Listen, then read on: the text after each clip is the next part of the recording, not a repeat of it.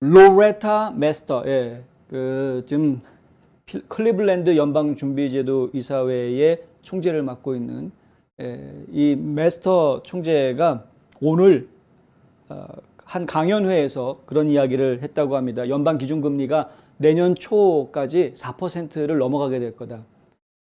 이것은 지금 기존에 우리가 알고 있었던 2.25에서 2.5%, 현재 금리가 그렇죠.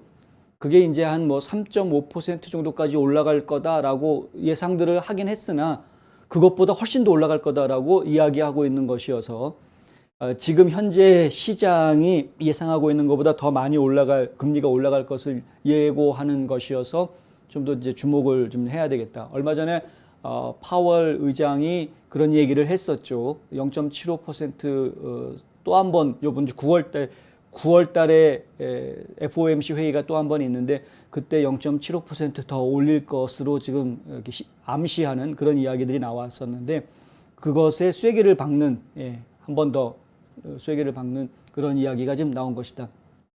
전체적으로 지금 기준금리가 어느 정도까지 와 있는지를 보면은 현재 기준금리가 와 있는 상태는 이 정도입니다. 2.25%에서 2.5% 사이에 지금 기준금리가 형성이 되어져 있는 그런 상황이고요. 그런데 팬데믹 때에는 이게 제로까지 떨어뜨렸던 걸 제가 기억을 하고 또 이제 서프라임 모기지 사태가 발생했었던 이후에 양적 완화 조치가 취해지면서 2009년부터 해가지고 한 2016년도까지 또 거의 제로금리가 계속 유지가 됐었던 이런 것들을 제가 기억을 합니다. 이제 오바마 때 하여간 엄청나게 엄청난 긴 시간 동안 제로금리를 유지하면서 숫자 장난을 많이 쳤던 걸 저희가 알고 있고요. 금리를 올리기 시작하면서 좀 경기가 상당히 휘청휘청하는 모습이 있었으나 트럼프 대통령이 취임하고 나서는 금리를 서서히 올려가면서도 경제를 탄탄하게 잡은 모습을 저희가 기억을 하고 있죠. 경제 정책에 대해서는 아주 착실하게 좋은 경제 정책을 펼쳤던 것을 제가 기억을 합니다. 그랬던 것이 팬데믹 때문에 모든 게 다 무너져 버렸었는데, 그래서 다시 제로금리로 돌아갔었는데, 이것을 회복시키는 과정이 지금 이런 식으로 급경사로 올라오고 있습니다.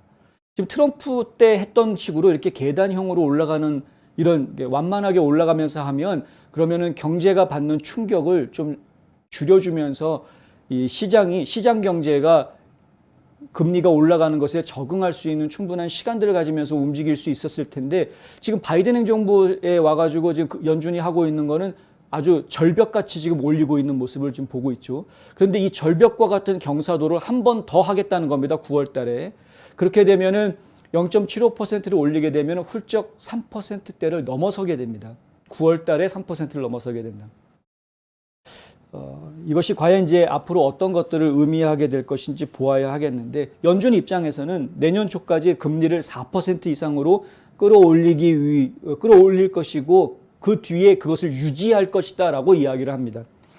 그리고 근데 시장에서는 내년 가을쯤이면은 다시 금리를 조금씩 낮추지 않을까 이런 예상들을 하고 있고요. 그런데 과거에 보면은 금리가 그거보다 훨씬 더 많이 올라갔었던 이때 보면은 이게 지금 5%를 넘어갔던 시절이 있었고요. 금리가 이게 이제 서프라임 모기지 터지기 바로 직전이었습니다만은 그리고 이 당시에 보면은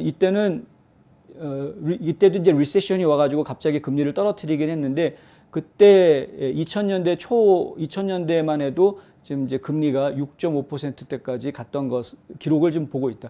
그러니까 예전에 뭐 70년대, 80년대로 가면은 금리가 뭐 20% 가까이 올라가는 그런 때도 있긴 있었습니다만은 지금 이제 그 정도까지 올리지는 않겠으나 하지만은 2000년대 초에 그러니까 클린턴 행정부가 있었을 때 부시에서 클린턴 행정부로 넘어갔던 그 시점에 이렇게 6.5%를 찍었던 전례가 있었으니까 지금 뭐 한 4% 정도 올리는 거 정도면은 과거 다른 정부에 비해서 그렇게 많이 올린 건 아니다라는 이야기를 할 수도 있겠습니다. 근데 어쨌든 뭐 정부가 하는 건 아니지만 연준은 정부 조직하고는 좀 다르긴 합니다만은 그런데 연준이 이렇게 급하게 올리는 것은 결국은 인플레이션을 잡기 위해서다라는 겁니다. 인플레이션이 너무 높기 때문에 너무 높은 인플레이션을 잡기 위해서는 어쩔 수 없다라는 논리를 지금 계속 펼치고 있고요. 그리고 4%대 이상을 계속 유지를 한다고 하면은 실제로 주택을 구매하는 모기지 금리 같은 경우에는 한 7%대까지 올라가게 될 가능성이 매우 높아지겠죠. 그러면 많은 분들이 올해 말쯤 되거나 올해 말 뭐 내년 초 이렇게 되면은 집값이 좀 떨어질 거다라고 많은 분들이 생각을 하고 계시는데, 그런데 실제로는 집값은 떨어질 수 있을지 모르겠으나 금리는 엄청 올라간다. 예. 그래서 사실 은행에 융자를 받았을 때 은행빚 갚을 때 내는 이 월 페이먼이 집값 떨어지는 것만큼 더 월 페이먼을 내야 되는 상황이 되기 때문에 결국엔 그게 그거 아니겠느냐, 이런 이야기들이 지금 계속 나오고 있는 상태이기는 합니다. 하여튼 그렇고요. 메스터는 이런 이야기도 하는데, 최근 며칠간 제롬 파월 연준 의장과 존 윌리엄스 뉴욕 연준 총재가 사용하는 금리 인상, 이것이 당분간 유지될 것이다 라고 이야기를 했고요. 실질 금리, 즉 연방 기금 금리와 인플레이션 사이의 차이가 긍정적인 영역으로 이동할 필요가 있을 것이다 라는 거죠. 원래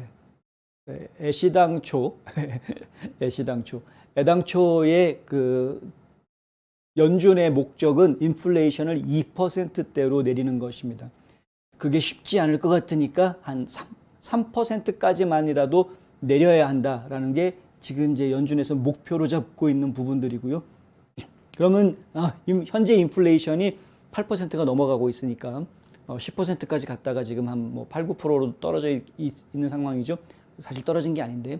근데 이것을 지금 이제 한 2% 내지 3%대까지 내려올 때까지는 금리를 지금 계속 조정을 해서 시중에 자금을 좀 옥죄겠다라는 이야기고요. 이것은 미국의 국민들이 경제적으로 좀 힘들어지는 상황이 전개가 된다고 하더라도, 각오하고라도 하겠다라는 이야기입니다. 인플레이션 야수에 대한 승리를 너무 빨리 선언하는 것은 실수가 될 것이다. 그렇게 하는 것은 우리를 1970년대에 멈춘 통화정책 세계로 되돌려 놓을 것이며, 그것은 가계와 기업에 매우 큰 비용이 들 것이다 라고 이야기했습니다. 메스터 총재가 한 이야기입니다. 그러니까 금리 올리는 것을 갑자기 멈추게 되면 오히려 더 큰 문제가 생길 수가 있다. 지금은 계속 올리는 것이 맞다라는 이야기죠. 각오들 좀 더 하셔야 되겠습니다. 뭐 오늘 나온 보도에 따르면 베드베스 앤 비욘드라는 가게가 있죠. 전국에 굉장히 많은 체인을 가지고 있는데, 전국에 있는 점포 150개를 문을 닫겠다라고 발표를 했고요. 지금 뭐 구조조정 엄청나게 하겠다라는 겁니다. 직원들 다 해고하고, 그리고 심지어는 기업의 유동성 확보를 위해서, 현금 유동성 확보를 위해서 아예 주식을 매각하겠다는 얘기까지 지금 나와 있는 상태예요. 결국은 기업들이 이렇게 움직인다라는 것이 앞으로 경제가 어떻게 변해갈지에 대해서 시사하는 바들이 크다, 이제 이렇게 이해해야 될 것 같습니다. 지금 많은 사람들이 어떻게 해서든 현금화하는 노력들을 좀 많이 하려고 하는 부분들, 저희가 좀 기억을 할 필요가 있을 것 같고요. 그리고 되도록이면은 지출을 줄이겠다라고 지금 이야기하고 있는 것들도 저희가 좀 신중하게 생각을 좀 해봐야 될 부분입니다. 좀 장기적으로 경제적인 어려움이 있을 수 있다는 것을 우리가 기억을 하고 움직여야 되겠다. 적어도 2024년 상반기까지는 어려울 수 있다는 것을 저희가 감수해야 될 것 같습니다. 2024년 하반기에 들어서면 얘기가 달라질 수 있습니다. 왜냐하면 대통령 선거를 앞두고 민주당 쪽이 조금 더 유리하게 하기 위해서 무엇인가 어떤 조치든 하여간 내놓을 것이기 때문에 2024년 하반기에 들어가면은 좀 풀릴 수 있는 상황이 나올 수는 있겠지만, 그 전까지는 경제가 굉장히 어려운 방향으로 움직여갈 가능성이 매우 높다.